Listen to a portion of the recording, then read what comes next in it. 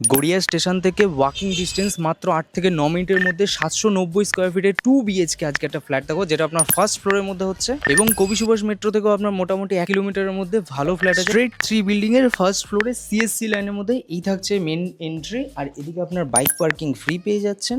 North entry, south exit, এই থাকছে আপনার ডাইনিং ড্রয়িং পোর্শন, যেখানে 790 স্কোয়ার ফিটে ফুল মার্বেল কমপ্লিট, যার ব্যালকানিটা থাকছে এরকম একটা বড় ব্যালকানি আপনি পেয়ে যাচ্ছেন স্পেসিয়াস ডাইনিং ড্রয়িং এর সাথে।